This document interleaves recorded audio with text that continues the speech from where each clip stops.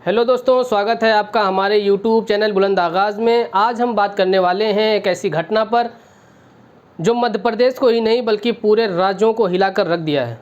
एक जहरीली cough syrup ने 16 मासूम बच्चों की जान ले ली।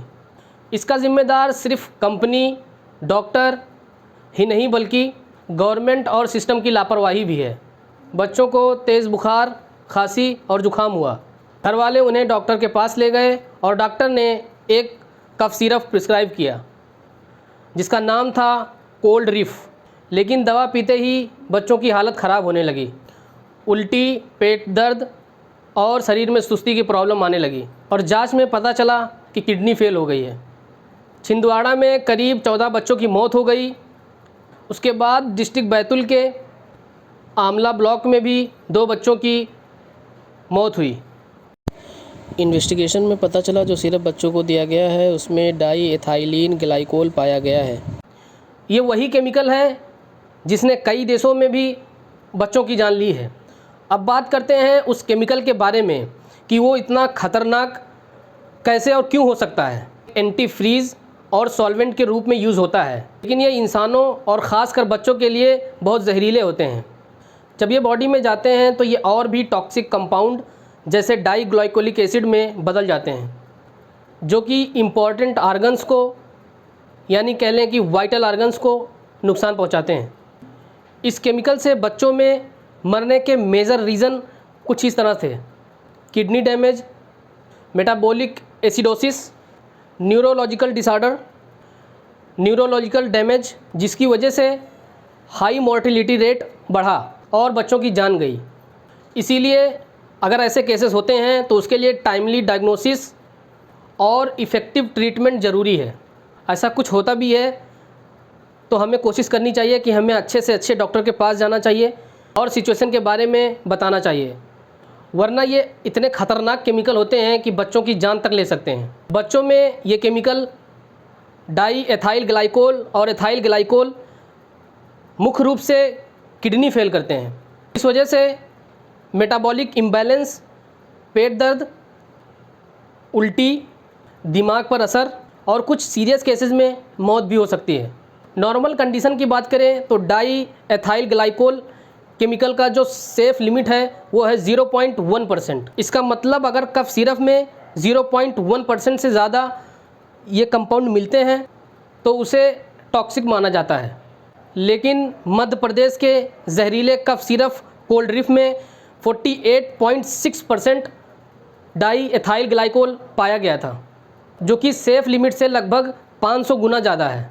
FDA यानी फूड एंड ड्रग एडमिनिस्ट्रेशन और WHO 0.1 से ज़्यादा लिमिट को अनसेफ और अनएक्सेप्टेबल मानते हैं, क्योंकि DEG हाईली टॉक्सिक है, किडनी और नर्व दोनों को सीवियर डैमेज करता है।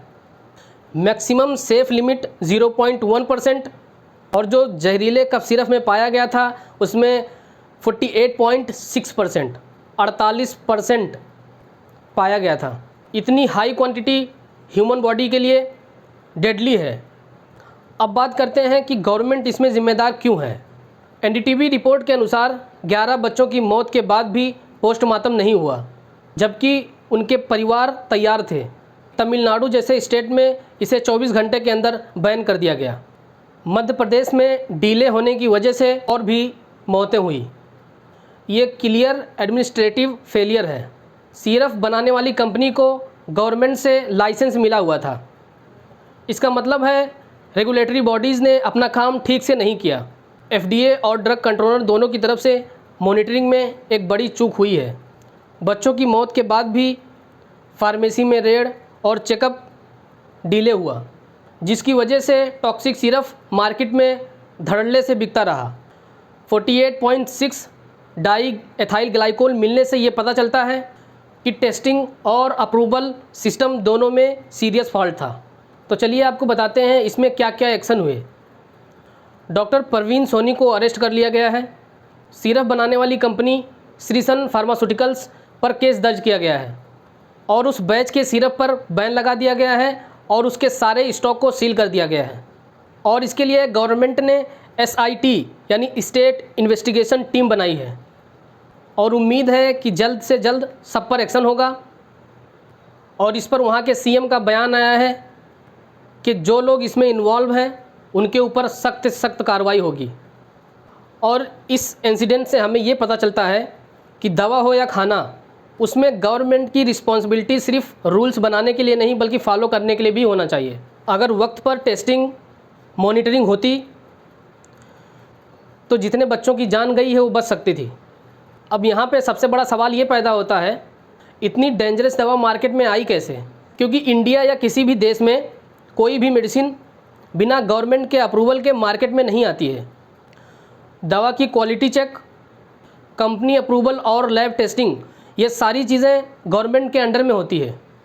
तो ये साफ़ है कि सिस्टम से ही बहुत बड़ी चूक हुई है।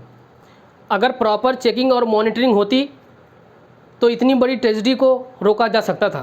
अब हम बात करते हैं कि हमें किस बात का ख्याल रखना है। ज़रूरी है कि हर फैमिली और सिटीज़न सतर्क रहे, अपने बच्चों को दवा देने से पहले उसकी पूरी जांच लें। और गवर्नमेंट को चाहिए भी कि इसके लिए स्ट्रिक्ट लॉज बनाए और इसको इम्प्लीमेंट भी करें। तो दोस्तों, इस घटना पर क्या है आपकी राय, कमेंट्स में ज़रूर दीजिए। वीडियो इन्फॉर्मेटिव लगा हो तो वीडियो को लाइक, शेयर और चैनल को सब्सक्राइब करना ना भूलें। जय हिंद।